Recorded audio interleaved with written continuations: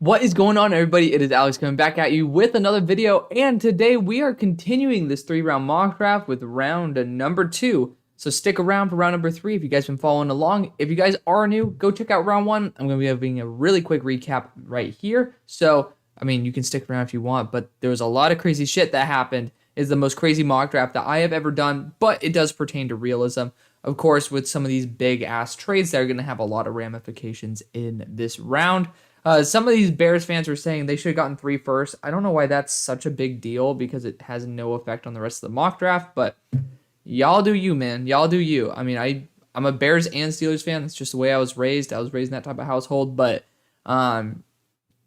you know, y'all need to just relax because you got to realize this mock draft is not pertaining to year 2025. But let's start this off. Pick number 32. Steelers ended up getting Christian Gonzalez in round number 1. I really do like him. Getting a lockdown threat like him is always great. Blake Freeland's the next dude who is on my list in terms of offensive linemen, but I think interior offensive line, never a bad choice. Andrew Voorhees is still on the board. I think linebacker could still be in the mix because we are potentially losing Devin Bush as well, but Tremaine Edmonds seems to be a likely guy to be able to come and join his brother. Drew Sanders would be my option in that case, but I think the best move would probably just be continue bolstering that front, and Andrew Voorhees has that tackle versatility as well. He was supposed to play tackle actually this year at USC, decided to play guard, but he's a 6-year senior, so he's going to come in immediately. He's my highest graded offensive lineman. I will scroll down so you guys get to see more of my board. My highest graded pure guard there at number 20. So still plenty of players that need to be picked from my top 10 even. This is just what happens, guys. I like to give you a nice balance between what my board says as well as what everybody else's board says, because I'm not going to screw over a mock draft just because I love a player, but I'll throw him up there in a bit higher than where he'll go because I still want to put my little twist on it. But pick number 33. I think we kind of know where I'm going with this one. I love a consistent player at a consistent position, especially if he's a leader, and that's Drew Sanders. He played linebacker for the first time since high school, dropped 20 pounds after transferring from Alabama to Arkansas, from edge rusher to linebacker, and he's played so well. So I already know that the sky's the limit with this guy. We don't know the defensive scheme, so getting a very solid, very big locker room presence can be great. And a lot of people like to compliment Brian Cushing. I think he's a little bit more athletic than that, but still a great player nonetheless. Round number 2 begins the first pick for the Bengals, who traded back because Bijan was on the board. Still a potential target for them if you actually do think about it. But I think going after Blake Freeland at this spot, not a bad choice. Cody Mock is another dude that could definitely fit. Pretty sure that you guys have a North Dakota State offensive guard and Cordell Volson on your squad. So, but Blake Freeland, that left tackle spot needs to be secured. That right tackle spot does. I know that BYU trains their guys to be super consistent, high floor players. Definitely somebody who I would love to bring on the squad. Pick number 35. So we have 3 picks this round for Seattle, and that's not saying that they don't have 3 different needs that we can address. So let's go after them. We have already gotten AR 15 as well as Brian Breezy. So take that as you will. You guys know my feelings about Brian Breezy, but I also know this defensive interior class not good at all. So I'm liking B.J. Ojulari here. I want to get some extra pass rush in there. I know that we just got an edge rusher last year in round 2 with Boye Mafe, but B.J. Ojulari is a top 10 player in this class for me. Just a super stud, and you're getting that upside of the pass rush. You're not getting Will Anderson, but you're still getting an absolutely amazing player that I have a lot of confidence in. Nolan Smith's 235 pounds for you guys who are trying to clamor for him. I love him to death, but it's just very tough for me to say, hey, I'm going to get someone who's very scheme specific when it's maybe not the perfect scheme fit. So we got defensive interior. We have an edge rusher.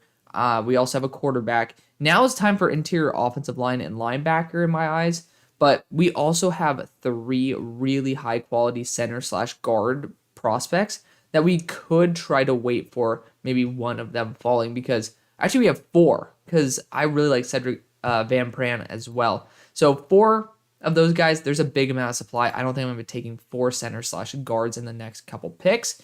So for me, I really want to look at the linebackers here. I think Jack Campbell would be such a good player. Tommy Eichenberg just returned literally minutes ago, and he was my linebacker one. Y'all know he was at like number 30 or number 28 on my board. That rips my heart to shreds. I love that player. And it just means he's going to be a linebacker probably 2 next year for me. But Jack Campbell, like this linebacker class got way worse just because you're losing the best guy on the board.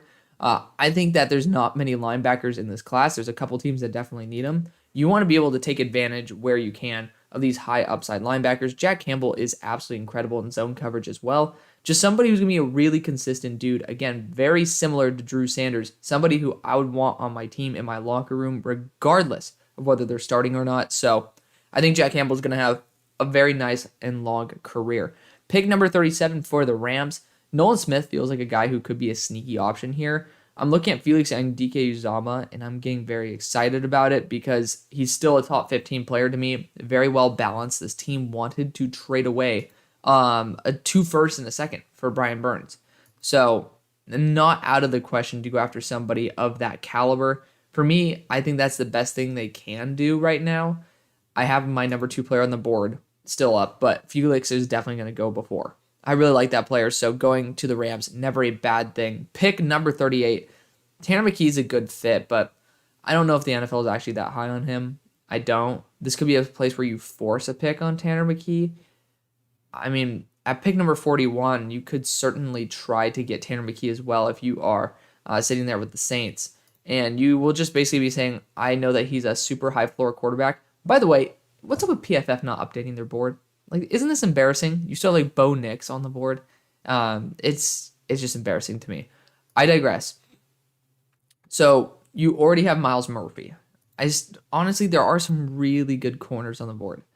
Tyreek Stevenson being one of them, Garrett Williams another, Clark Phillips another.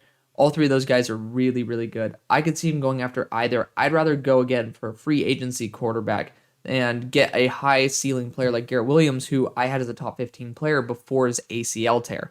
And y'all see where he is on my board. So y'all know I love that man with all my heart. Pick number 39 for the Falcons.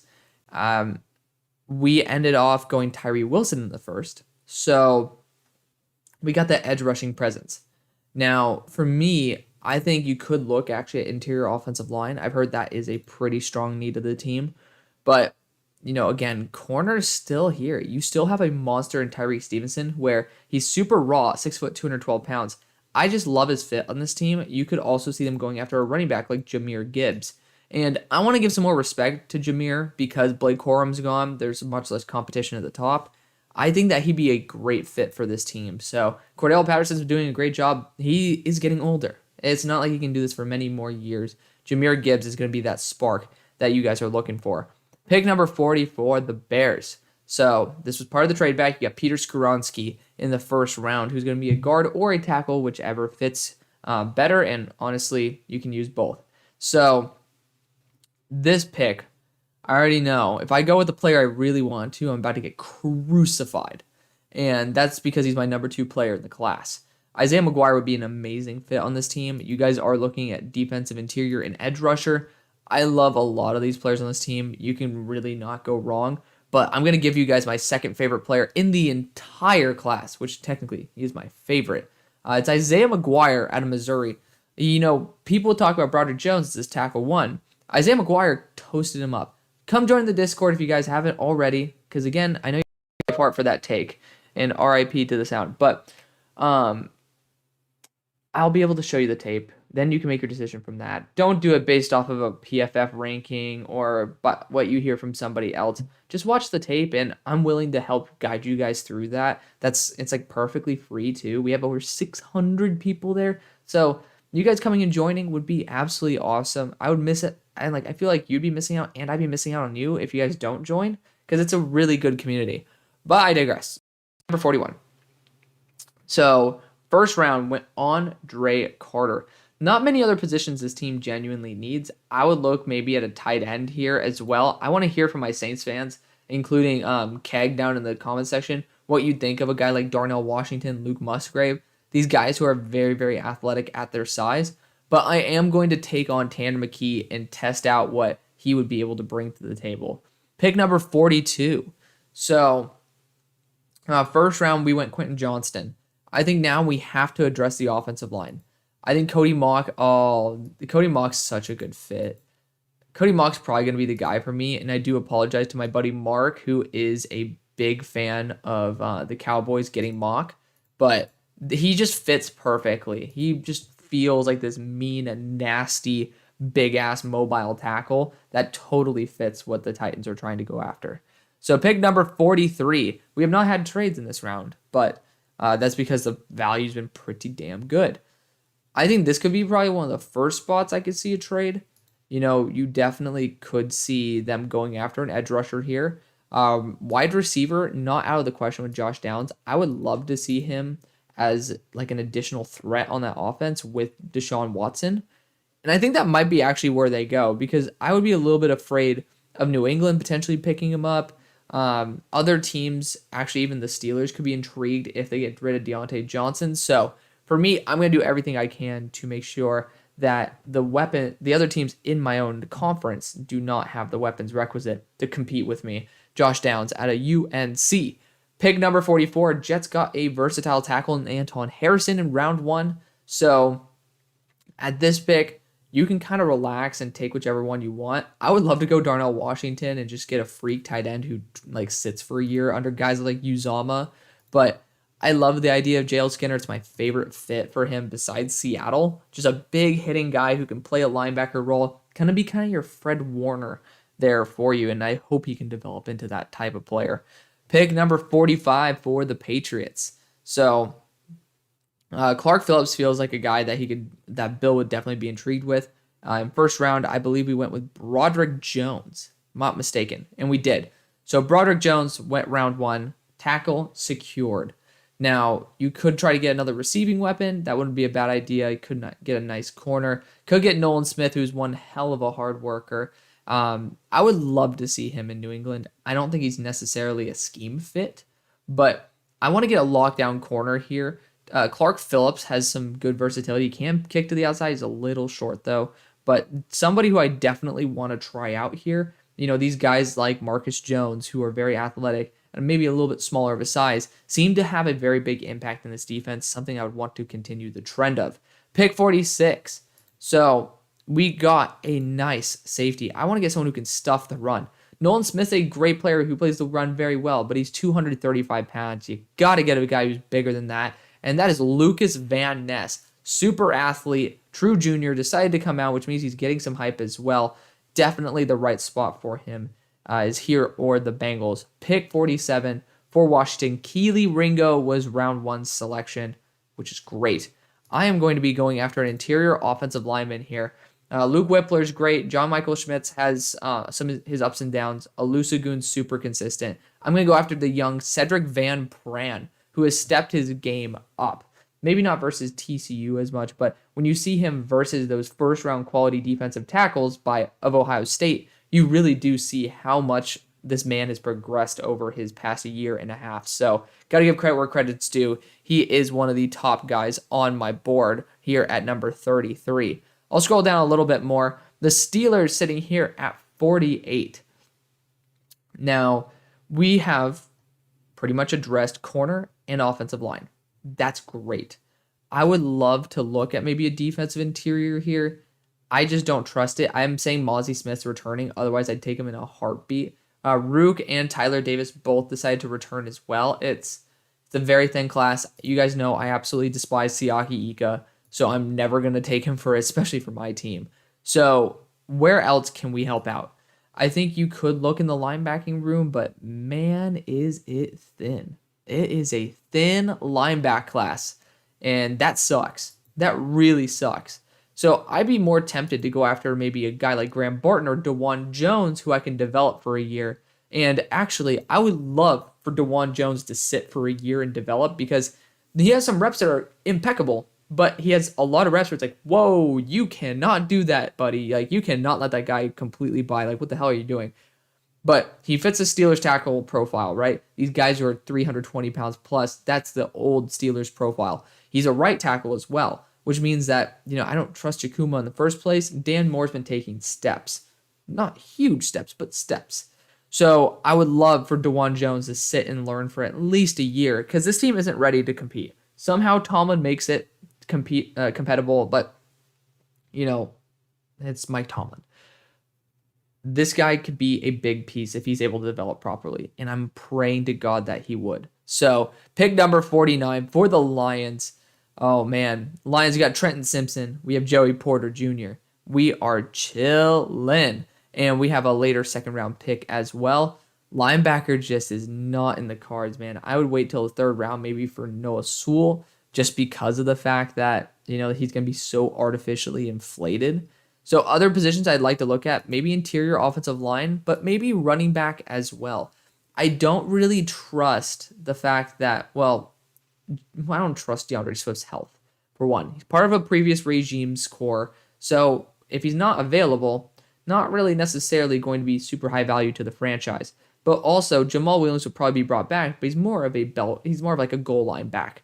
I want to take someone which I can swing for the fences. Devon Achane is going to be 4.24 tested speed already. So who knows? Maybe he could beat the record. Maybe it'll be like a 4.21, but it doesn't matter. He's going to be an absolute lightning in a bottle. So he's going to be an absolute superstar. So very excited for that. Pick number 50, the Buccaneers decided to go Cam Smith over a quarterback in round 1. Now, I would look at guys like Luke Whippler, but I really want to go after Dalton Kincaid here because I just think he's such a good player. He's such a good player. This tight end class is it's just so stacked in the second round. You could definitely see these guys going way higher, but it's tough. It's tough. I want to see if there's a team that wants to trade up here because I don't know how many times this freaking Seattle Seahawks are going to be here, but to be fair, I do want to get some interior offensive line help for them. I think Olusegun's the most mobile, and that does seem to fit what they are looking for with guys like Charles Cross who are a little bit more mobile. It doesn't seem to be Anchor. Like Anchor doesn't seem to be the thing they're primarily waiting heavily on. And Olusegun, he's going to be a guy where he's going to play so well. I love him to death. He's my interior offensive lineman. He's my center 1 right now. Offensive lineman 2 behind Andrew Voorhees for the interior. But yeah, definitely somebody you want to have on your team. Pick number 52. We got Paris Johnson to be that tackle guard hybrid in round 1. I think Luke Musgrave would be a great understudy to Evan Ingram in a way to be able to save some money in the long run. And pick number 53. Let's get these tight ends off the damn board. Darnell Washington's going to be that guy who's an amazing blocker and then also has some crazy ability as a receiver and a runner at 270 pounds. Of course, technically, Laporte is more of the style of George Kittle, which fits the offense better. But sometimes you just got to go with what has the highest upside. Pick 54. This is down to Zay Flowers and Sam Laporta for me. And, Jalen Hyatt's here. Jalen Hyatt very well might fall, though. He very well might. He's not as good after the catch as a guy like Jameson Williams. Let's go after Jalen Hyatt here. I do like him to be the next version of Darius Slayton. Pick number 55 for the Bears. So, the Bears, what did we get earlier? We got Isaiah McGuire, didn't we? So you got Isaiah McGuire, we have Peter Skoronski. So 2 guys who are very polarizing. I can already hear the comment section. I think that going after a receiving weapon, never a bad choice, and there's a good amount of dudes to choose from. I'm actually going to go Zay Flowers here. Yes, he is shorter, but he plays the boundary, and he's able to go up against corners, including the one that just got drafted in the second round by the Vikings and Andrew Booth, and win. That's where I fell in love with Zay Flowers. He absolutely schooled Andrew Booth. So this is a great spot for him to just torment that guy multiple times a year for the next couple of years. And I do apologize to the Chargers fans because that would have been a great pick for you. But Nolan Smith's still here. I would love to try to bring him on. You could get Luke Whippler in here to be able to play one of the guard spots as well. Not many things that this team genuinely needs. I don't really see much. You could look at defensive interior. There's not many very good ones in this class, but there is one that I really do like, and I feel bad because I wanted to send him to right over here to the Lions, and that is going to be Carl Brooks, someone who's 300 pounds, 6'2", plays edge rusher most of the time, but really should be playing interior. He has enough athleticism to play edge rusher at that level, but in the NFL, he's going to kick inside. Would be a nice addition there to be a Jerry Tillery replacement. Pick 57. I am sorry to the Cowboys fans that were excited to be able to get Cody Mock, but Graham Barton's here. I'm very, very, very intrigued with Graham Barton. He's very good. But you have guys like Luke Whippler, John Michael Schmitz on the board. You cannot complain. Like, both of them are really good fits. I'm going to go with Luke here. Just a super consistent guy. He's going to play guard for you. And the thing is, he's not a right guard for once. So finally drafting a guy who's not literally in the position of Zach Martin, who's the GOAT. So Luke Whippler, I have confidence that you can move to left guard, and kick some ass. Pick number 58 for the Bengals. We actually already got one tackle earlier on, which is great. I would debate getting a second with Graham Barton, but Nolan Smith would be intriguing. Definitely intriguing with this team. You could look actually at tight end as well. And I love Sam Laporta to this team. In my first ever mock draft, he was actually in the first round to the Bengals because I do love that fit. Pick 59. So let's recap what we did already. Devon Achane, Trenton Simpson, as well as Joey Porter Jr. I'm going to get Nolan Smith here. James Houston's great. He's a very nice rotational pass rusher. He lit it up in terms of the stat sheet this year. But Nolan Smith is a great character. He plays a totally different role at 235, and he's a really good run stuffer, which is awesome. Coming off a pectoral injury, but I think he's going to be an absolute stud, especially coming into a locker room like this. Pick number 60 would have been a great spot for Nolan Smith, to be fair. Carolina Panthers traded up and ended up getting Bryce Young. And there's some dudes who are still on the board that are absolutely phenomenal. So you guys aren't really losing out on too much here. I'd be looking right now, edge rusher. You could look at tight end as well, but I've depleted that by a long shot. Remember, Jared Verse has already gone back to school. Like, Foskey could certainly fit an edge rusher profile that you're looking for. I think that's the best value for you, blending my board with realism. Like, Foskey seems to be the guy for me right now, and you do have some great mentors on the team that could mold him into a superior prospect. As a Foskey it is. Pick 61. So the Bills, have we had a trade this round? We have not.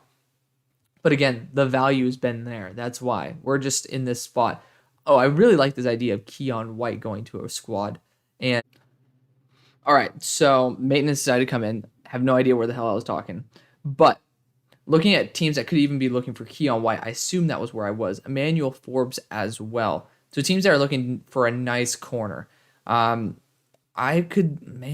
I've actually taken corner for the majority of those teams. I would definitely think that the Cardinals would want to be moving up again, but they have way too many needs. Also, there is a center on the board. There is.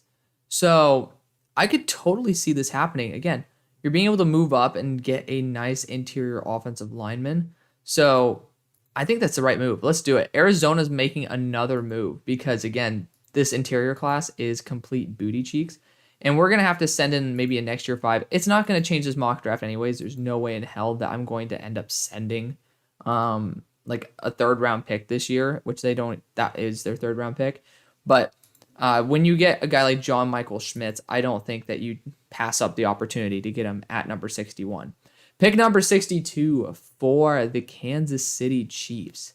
I think that this is a spot where Keon White would not be bad. Interior pressure would never be a bad thing. You moved up and got an offensive tackle in Darnell Wright. I love this idea because you get someone who's big at 285, but you can actually slim him down to be a good exterior pass rusher or bulk him up to be interior. And that's a really fun option.